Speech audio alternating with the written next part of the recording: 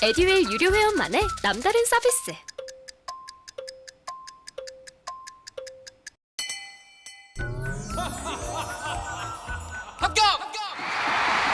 합격하고 돈도 받는 혜택. 오직 에듀윌 유료 회원에게만. 에듀윌. 무료 합격! 네, 안녕하십니까? 자, 이번 시간 우리 사회 환경부터 좀 나가볼 건데요. 이번 시간에는 북한 안보까지 세 개 분야에 대해서 나가보도록 하겠습니다. 먼저 이제 사회 환경인데요. 네 가지를 가져왔습니다. 자, 사회적으로 가장 큰 이슈 중에 하나가 동해안의 산불이었죠. 울진, 삼척까지 번진 동해안 산불. 결국 이제 진화가 됐습니다. 하지만 피해가 너무 컸죠. 서울 면적의 3분의 1의 면적에 해당하는 만큼 태웠어요. 그 다음, 자, 공기업, 민간기업 합쳐서 한 6개사가 청정에너지 사업에 공동 추진하기로 한 내용도 있고요. 자, 그 다음, 어떤 차가 2025년이 되면 저공해 차에서 제외가 됩니다. 어떤 차의 종류일까요? 자, 이거 확정된 건 아니에요. 지금 논란이 약간 있습니다. 네. 하이브리드 차. 하이브리드 차도 이게 이제 저공해 차, 친환경 차라고 했는데 2025년 되면은 제외가 된다. 결국 이제 전기차와 수소차 요것만 이제 저공해 차, 친환경 차로 인정을 해서 세금 혜택을 유지해 주겠다라는 거겠죠. 그 다음, 작년 합계 출산율이 결과가 나왔는데 0.81명입니다. 상당히 낮죠. 자, 여기까지 4개 하나씩 살펴보겠습니다. 자, 첫 번째, 서울 면적의 3분의 1가량을 태운 동해안 산불이 213시간 혈투 끝에 진압이 되었습니다. 역대 최장기간의 산불이었어요. 자, 우리나라 이게 길게 산불이 난 적이 있었나요? 3월 4일 11시부터 3월 13일. 와, 그죠? 13일 9시까지. 자, 산불 진화 헬기의 가용 자원이 전부 투입됐습니다. 소방당국, 공무원, 경찰 등 매일 한 3,500여 명의 인력이 투입됐고요. 자원봉사자도 한 1,000여 명 가세했습니다. 이렇게 해서도 겨우겨우 껐다는 거예요. 피해 규모 2만 약 5천 헥타르, 서울 면적의 41%. 자, 울진에서 시작해서 이게 강원도 삼척까지 확산됐고요. 자, 역대 네 번째로 산불 피해 특별 재난 지역으로 선포되었습니다. 특별 재난 지역 당연히 선포되어야겠죠. 자, 어떤 피해가 있었냐? 주택 300여 채 넘게 탔고요. 공장, 창고는 한 190여 곳, 농업시설 200여 곳 넘게, 그 외에 90여 곳 등이 피해를 입었습니다. 더군다나 이제 동해안에 우리 소나무 중에 정말 고급 소나무, 금강송이라고 있죠. 금강송 군락지가 있는데 거기도 이제 위협을 받았죠. 자, 이런 대형 산불의 원인이 뭐였을까요? 우선 산불 시작의 원인은요, 부주의죠. 보면은 지난 10년간 자연현상으로 발생한 산불은 보통 이제 낙뢰 이런 걸로 이제 번개, 낙뢰 이런 걸로 산불이 발생하는데, 이렇게 발생하는 것은 1년에 한 4건밖에 안 된다. 그 외에 나머지 336건은 다 고의나 부주의다. 시작은 이렇게 고의나 부주의였을 거예요. 거기 이제 울진 지역 도로 앞에서 불이 났는데 거기 지나가는 차가 담뱃재를 떨어뜨려서 불을 냈을 것이다. 이런 추정도 하고 있죠. 더 조사를 해보면 이제 결과는 나오겠죠. 그래서 대부분은 이런 부주의가 산불의 시작이고요. 대형화된 원인 있죠. 당시 이제 우리나라가 겨울 끝자락, 봄비가 내리긴 직전 2월, 3월 초가 가장 건조하잖아요. 가장 위험한데 바로 그 시기였다는 거예요. 그죠? 건조한 기후. 더군다나 그날 바람도 엄청 많이 불었습니다.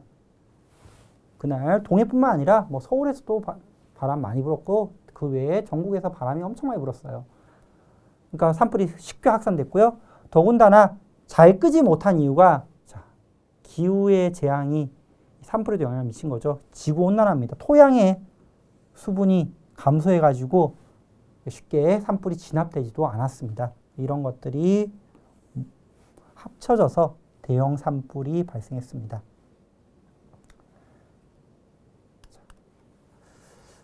다음 소재로 넘어가 볼게요. 자, 두 번째. 자, 포스코, 뭐 삼성물산 등 6개사가 청정에너지 사업. 청정에너지라고 하면 뭘까요? 1차적으로 청정하면은 우선 떠올라야 되는 건 탄소 중립입니다. 탄소 중립. 청정이라는 거에 키워드. 이산화탄소 배출, 지구온난화, 요거 막는 거. 탄소 배출 줄이는 거. 요게 이제 청정에너지의 가장 큰 토대고요. 여기서 이제 청정에너지를 하기 위해서 하는 것은 여기서 말하는 건 수소입니다. 수소 경제를 위한 청정에너지 사업. 네, 수소를 통해서 이산화탄소 배출을 줄이겠다라는 거죠. 다양한 수소의 종류는 좀 이따가 한번 살펴볼게요. 자, 포스코 에너지, 삼성물산, GS에너지, 그리고 공기업, 석유공사, 남부발전 등 6개사가 참여해서 이 청정에너지 사업을 같이 하기로 협약, MOU죠. MOU를 맺었습니다. 자, 어디에 설치할 거냐? 자, 수소탱크, 수소기지를 동해권역에 할 거다. 그래서 그거를 저장하고, 수소를 저장하고 공급하기 위한 허브, 터미널 구축하는데 돈 들겠죠? 이거 하기 위한 업무협약, MOU를 체결했습니다. 이런 거의 목표는 다 여기 맞춰져 있죠? 2050년 탄소 중립. 이 전 세계의 목표입니다. 한국뿐만 아니라 파리 기후협약에서 이렇게 가기로 이제 약속을 했죠. 2050년 탄소 중립. 자, 그래서 지키로 한 거는 이제 허브 터미널. 자, 해외에 생산된 수소 암모니아. 수소 암모니아가 그나마 이제 탄소 배출량이 상당히 적다는 거예요. 그래서 청정에너지 사업으로 볼 수 있다라고 하는데 수소 암모니아를 이제 청정에너지로 사용할 겁니다. 그러면은 해외 생산하는 게 들어오면은 어디인가 저장하고 그죠? 충전해 놓을 필요가 있겠죠. 그래서 국내 도입해서 이걸로 이제 발전이나 충전소에 공급하기 위한 기반 시설이 필요해지는 거죠. 자, 수소와 암모니아 보겠습니다. 자, 무탄소 에너지원이다. 무탄소 에너지원이다. 자, 연소 과정에서 이산화탄소를 발생시키지 않는 차세대 친환경 에너지다라고 보고 있는 거죠. 연소 과정에서는 이산화탄소를 발생하지 않지만 이 수소 암모니아를 만들 때 이산화탄소가 좀 발생하는 문제가 있어요. 자, 그래서 그 내용을 살펴볼 건데, 그 내용을 먼저 살펴볼까요? 먼저 한번 살펴보겠습니다. 자, 수소 관련된 얘기예요. 자, 수소가 청정에너지, 그러니까 수소를 통해서 에너지를 만들 때는 탄소 배출이 거의 없거나 적은데 수소를 만드는 과정에서 발생할 수 있습니다. 그래서 수소에 여러 분류가 있어요. 그 중에 이제 제일 좋은 수소는 그린 수소입니다. 그린 수소. 수소를 만들 때 오로지 풍력 태양광 등 뭐 태양열 해도 되겠죠. 신재생 에너지만으로 수소를 만드는 거. 그러면은 수소를 만드는 과정에서 이 탄소 발생이 제로가 되겠죠. 이런 걸 그린 수소. 제일 좋은 수소예요. 근데 자, 수소를 만드는 과정에서 이렇게 그린 수소만을 만들 수는 없고요. 지금 현재 우리나라 기술 상황이나 이런 거 봤을 때 크게 이제 몇 가지의 수소로 나눕니다. 자, 수소를 만드는 방식 또는 만드는 과정에서 이산화탄소 발생하겠죠. 그런 정도에 따라서 세밀하게는 한 5개 정도로 수소로 분류는데요. 일반적으로는 크게는 3개 정도의 수소를 얘기합니다. 그래서 그레이, 블루, 그린 수소 이 3개를 많이 얘기를 합니다. 네, 자, 가장 윗단계부터 볼게요. 브라운 수소. 자, 수소를 만들 때 화석 연료, 석탄, 갈탄 이거를 활용해서 태워서 에너지를 내서 수소를 만드는 거. 수소를 만드는 거. 그렇게 되면은 이산화탄소가 엄청 많이 나오겠죠. 얘를 태워서 만드니까. 그래서 요게 이제 이산화탄소가 가장 많이 발생하는 브라운 수소고요. 솔직히 이거는 별로 많이 없습니다. 우리나라는 그레이 수소가 지금 많은데 점차 블루 수소, 그린 수소로 가기 위한 과정을 거치고 있어요. 그래서 좀 이렇게 지금 가자라는 겁니다. 자, 우리는 그레이 수소가 지금 현재 제일 많은데 뭐냐? 화석 연료 중에 석탄, 갈탄보다는 조금 탄소 배출이 적은 거, LNG. 석탄도 되지만 주로 이제 LNG를 많이 얘기합니다. 석탄이나 LNG를 사용해서 만드는 수소. 그러니까 이 과정 어쨌든 이걸 태우니까 이제 탄소는 배출되겠죠. 현재 국내 생산의 대부분을 차지하는 게 이 그레이 수소고요. 그 수소를 만드는 과정에서 일정 부분 이산화탄소가 발생하는 게 지금 문제입니다. 근데 이걸 좀 더 저감하기 위해서 하는 게 블루 수소고요. 자, 블루 수소는 뭐냐? 자, 이 LNG를 활용해서 수소를 만드는데 그때 발생하는 이산화탄소 있죠? 이런 거를 포집하는 설비, 포집 설비를 같이 갖추면은 이산화탄소가 좀 더 저감되지 않겠냐. 발생하는 이산화탄소를 포집하고 그런 걸 정화하는 걸 만들면은. 그래서 블루수소가 지금 많이 개발되고 있고요.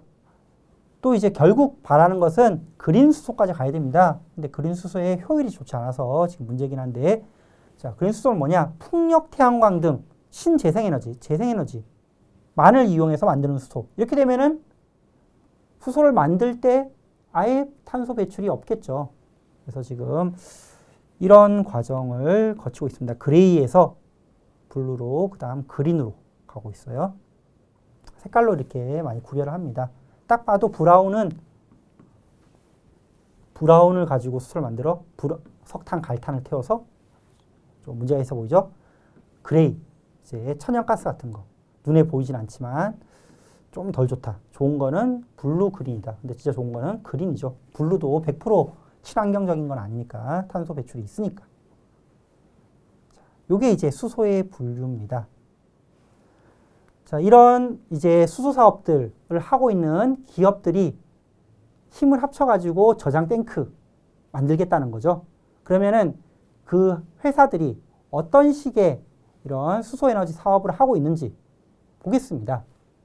자, 먼저 포스코 같은 경우는요, 2050년까지 한 700만 톤 정도의 수소 생산 체계를 구축하는 걸 목표로, 자, 여러 나라에서 중동, 호주, 말레이시아에서 수소 생산 사업에 추진 중에 있고요.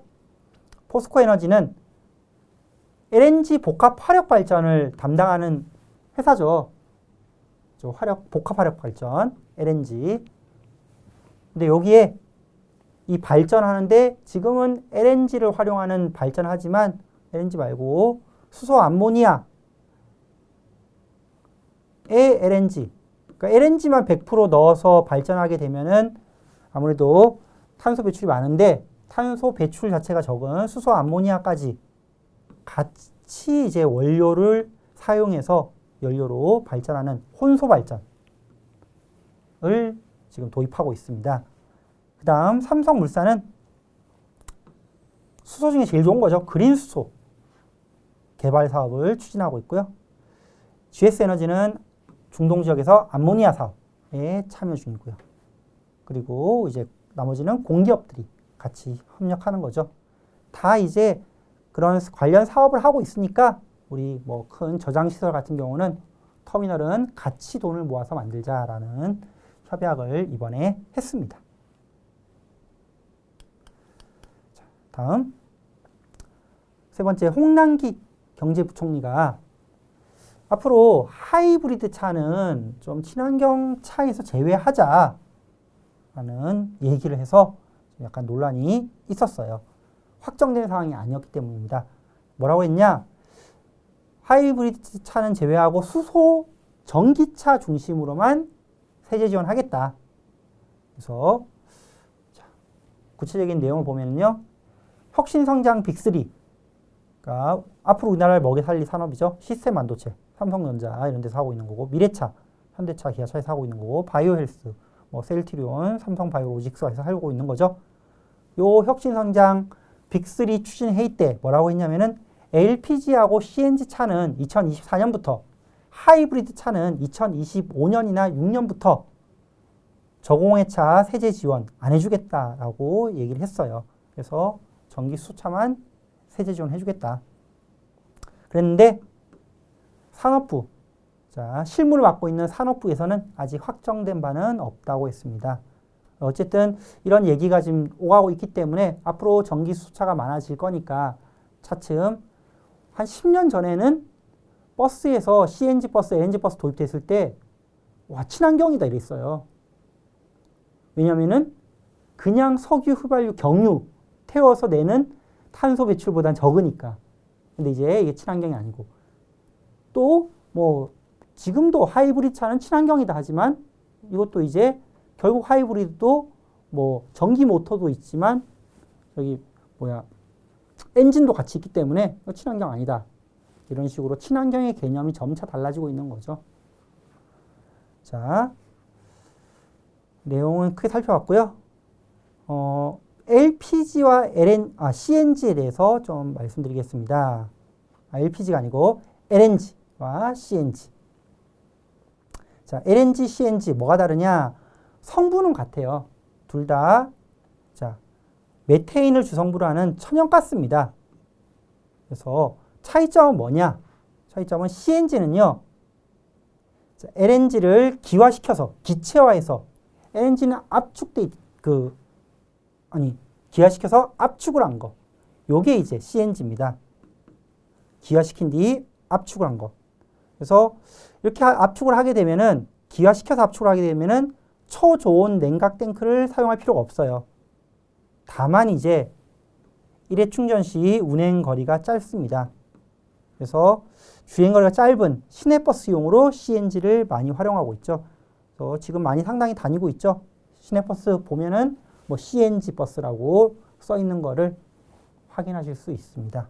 이게 이제 LNG하고 CNG의 차이다. 다음. 자, 잊을만 하면 나오는 거죠. 우리나라 초저출산에 대한 얘기인 것 같아요. 2021년 합계 출산율이 집계가 됐습니다. 0.81명. OECD 꼴찌. 우리나라는 뭐 1등 아니면 꼴찌 하는 걸 좋아하는 것 같아요. 그래서 자, 합계 출산율 0.81명으로 역대 최저치다. 작년에 출생아 수가 26만 500명. 26만 명이래요. 26만 명. 1년에 26만 명. 와. 100만 명씩 불과 한 3, 40년 전에 막 100만 명, 80만 명씩 태어났던 것 같은데 지금 이제 26만 명 출생아 수고요. 자, 2020년 전전년 대비 또 1만 명 이상 줄었습니다. 2001년, 20년 전 대비해서는 반도 안 돼요. 그리고 출산율도 적지만 자, 조출생률이라는 것은 1000명 인구 중에 조라면 보통 1000을 말하거든요. 1000명 인구 중에 출생아의 비율, 한 살짜리 아기의 비율 이 5.1명이다. 1000명 중에 한 살 아기는 5명밖에 안 된다는 얘기죠. 이것도 줄고 있습니다. 둘 다 합계 출산율, 조출생률 둘 다 통계 작성 이래의 최저치. 문제는 이제 현실도 문제인데 미래도 더 문제죠. 올해 아마 출산율 더 낮아질 걸로 예측하고 있습니다. 그래서 2021년은 0.81명이었는데 2022년은 아주 보수적으로 본다면은 낮게 본다면은 0.73명까지도 나올 수 있다. 우리가 하면 어느 정도냐? OECD 38개 회원국 중에 우리가 부동의 꼴찌인데 OECD 회원국들의 평균 합계 출산율은 1.61명이에요. 우리는 그 반이죠. 그래서 2018년부터 부동의 꼴찌입니다. 자, 주요 원인은 우선 혼인에 대한 시각이 많이 바뀌고 있고 혼인이 쉽지 않은 사회 상황이 있는 거죠. 혼인 건수 감소. 19만 명. 전년 대비 거의 10% 감소했습니다. 19만 명이 혼인한대요.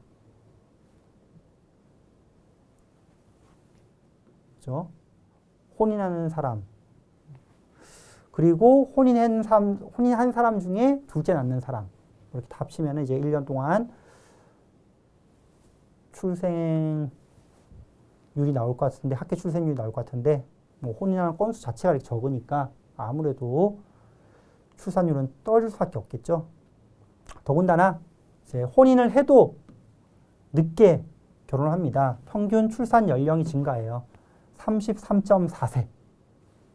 평균 출산 연령이라고 합니다. 이와 같은 저출산 고령화 추세가 만약에 이어진다면 이게 뭐 계속 내려가진 않겠죠. 어느 순간 뭐 평평한 내려가다가 이제 균형점에 다다르겠죠. 균형점이라고 하긴 그랬지만 더 이상 내려갈 수 없는 한계점엔 다다르겠죠. 근데 어쨌든 이게 추세가 계속 이어진다고 하면은 2030년까지 계속 내려간다고 하면은 2030년에는 성장률이 0%대. 나라가 성장을 하지 못한 상황에 온다는 거죠. 자, 그렇습니다. 자, 우리가 뉴스에서 학계 출산율과 조출생률을 자주 보게 될 거예요. 그래서 개념 좀 알아두시면 좋을 것 같은데, 합계 출산율은 여성 한 명이 평생 낳을 것으로 예상되는 평균 출생아 수. 그래서 출산하는 게 아니고, 이미 출산한 게 아니고 낳을 것으로 예상되는 평균 출생아 수다. 낳을 것으로 예상이 점점 안 된다는 얘기죠. 그죠? 실제 그러면 출산된 거는, 이거는 이제 예상치고 전망치고, 실제 아이가 태어난 것은 조출생률로 보통 얘기를 많이 해요. 출생률이라고 하면 100명 중에 1명일 건데, 조로 한 말은 1000명 중에 1명. 그러니까 인구 1000명당 몇 명 태어났냐? 이렇게 얘기를 많이 합니다.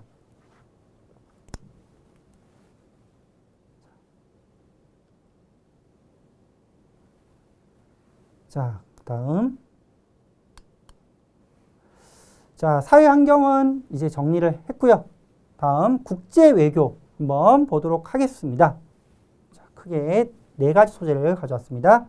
첫 번째, 플라스틱 규제 협약이 만들어집니다. 그렇게 만들자 했는데 드디어 이제 합의를 했어요. 두 번째, 러시아 전략물자 수출 차단. 세 번째, FDPR. 이게 중요한 건데 가서 설명드릴게요. 네 번째, EU가 러시아 7개 은행을 뭐에서 배제했다? 은행 규제하는 거 뭐였죠? 스위프트죠. 스위프트에서 배제했다. 자, 하나씩 살펴보겠습니다. 자, 먼저 UN 2024년까지 플라스틱 규제 협약을 만들기로 했습니다. 파리 기후 협약 이후에 최대의 친환경 합의입니다. 그러니까 지금까지 제일 중요한 거는 지금 탄소 배출이 가장 중요한 기후에서 문제였잖아요. 지구온난화. 그죠? 그게 이제 파리 기후 협약이거든요. 그러니까 이거와 거의 대등할 수준의 엄청난 환경 규제 협약이 곧 만들어진다라는 거예요. 자, 세계 첫 규제에 시동을 걸었습니다. 케냐 나이로비에서 유엔 환경총회 합의가 이루어졌고요. 175개국 협상 대표들이 이 플라스틱 오염 규제에 대해서 만장일치로 하겠다라고 했습니다. 자, 언제 이 합의안이 규제안으로 만들어지냐? 2024년까지 법적 구속력 있는 조약을 만들기로 했습니다. 그래서 2015년 파리 기후협약 이후로 최대의 친환경 합의다. 자, 플라스틱 생산에서 재활용 폐기까지 전 라이프 사이클을 다루고 있고요. 규제 내용에 또 해양 먹이 사슬에 영향을 미쳐서 우리 음식에까지 영향을 주는 미세 플라스틱도 규제하기로 했습니다. 그렇죠? 자, 제가 파리 기후협약 얘기를 많이 했는데 파리 기후협약이 뭐냐?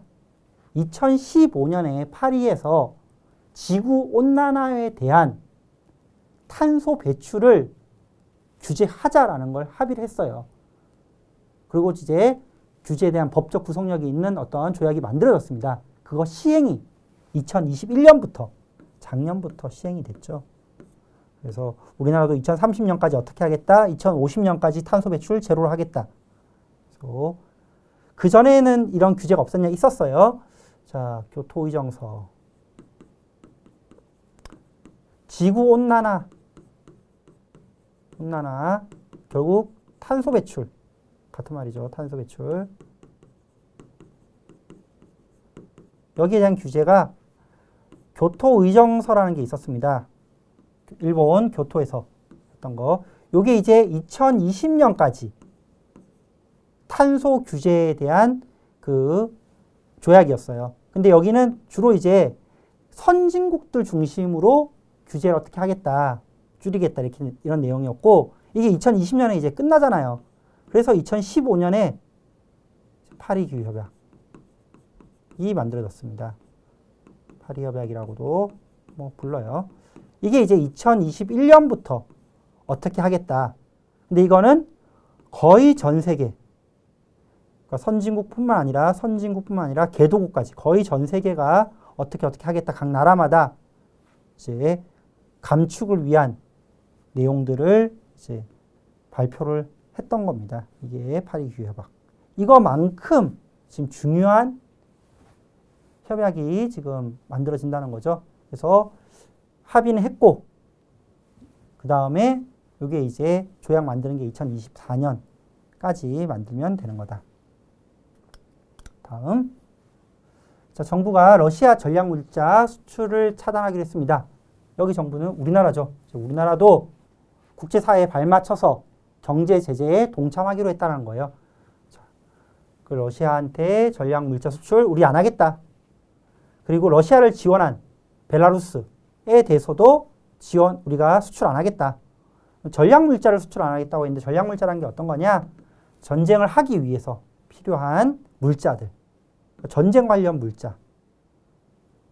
100% 전쟁 직접적인 관련 있는 게 아니라 간접적으로 관련 있는 것도 포함됩니다. 어쨌든 전쟁을 하기 위해서 가치가 있다고 판단되는 그런 직간접적인 물자들은 다 수출 안 하겠다라고 한 거예요. 자, 우리도 동참을 한 거죠. 자, 그 다음. 이렇게 되면은 우리나라 수출이 상당히 좀 제재가 많을 수가 있겠죠. 제약이 많잖아요. 그래서 약간 숨통이 튑 게 있습니다. 이게 바로 뭐냐? 미국의 FDPR에서 우리가 예외가 됐어요. 자, 미국이 러시아를 제재하기 위해서 이제 경제 금융 쪽으로는 스위프트 국제 전산망을 이용을 못하게 하는 거. 그리고 그거 외에 경제 무역 쪽으로, 금융이 아니라 무역 쪽으로는 이 FDPR 제재가 있습니다. 그래서 미국이 수출 통제하기 위한 수단입니다. 해외 직접 생산품 규칙이라고 부릅니다. 여기에 이제 우리도 같이 하게 되면은 러시아한테 수출을 제약이 상당히 많아요. 전략물자 외에도 제약이 많습니다. 근데 우리나라는 여기서 제외됐어요. 다행인 거죠. 자, FDPR 보면은 뭐냐? 미국 밖 외국 기업이 만든 제품이라 할지라도, 그러니까 한국 기업이 만든 제품이라 할지라도 미국이 통제하려고 하는 그런 걸로 정한 미국산 기술이나 아니면 소프트웨어를 사용했을 때, 그러니까 미국산 기술 소프트웨어, 어쨌든 미국이 통제하려고 하는 그런 정한 거를 사용했을 때는 미 정부가 수출을 금지하게 하는 제도. 그러니까 미국이 이거 미국산 기술이나 소프트웨어 사용됐으니까 이거 러시아한테 수출하지 마. 너네가 만든 제품이 할지라도 기술이 좀 들어갔으니까 미국계. 그러면은 우리가 못 수출할 수 없는 이런 제재가 FDPR입니다. 근데 이제 우리가 여기서 제외 받았죠. 그래서 다행히 수출을 할 수 있게 됐다. 그래서 미국이 어떤 거를 지금 제재했냐? 전자, 컴퓨터, 통신 7개 분야의 57개 하위 기술을 활용해서 만든 제품을 미국 밖 외국 기업이라 할지라도 러시아에 수출할 때 미 정부의 허가를 받아야 된다. 허가를 대부분 안 해주겠죠. 수출이 안 된다는 얘기죠. 근데 우리는 여기에 적용이 제외가 됐더라라는 겁니다. 자, 그 다음. 자, EU가 유럽연합이 VTB 등 러시아 7개 은행의 스위프트 배제. 자, 한번 다뤘던 거죠. 네, 다시 한번 보겠습니다. 자, 읽어만 볼게요. 자, 유럽연합은 러시아 7개 은행을 국제은행 간 통신협회 스위프트에서 배제하기로 합의했다. 어디가 배제됐냐? 국책은행인 VTB뱅크 포함해서 방크, 로시아, 오트크리티에, 노비콤방크, 소브콤방크. 자, 처음 들어본 러시아 은행들인데 어쨌든 러시아의 주요 은행이겠죠. 여기가 국제전산망을 이용하지 못하게 됐더라라는 겁니다. 그래서 금융에서 사실상 가장 강력한 제재 수단이다 라는 거예요. 자, 북한 안보 있는데 이번 시간에는 여기까지만 해보겠습니다. 다음 시간에 남은 내용들 북한 안보부터 계속 해보겠습니다. 다음 시간에 뵐게요. 감사합니다.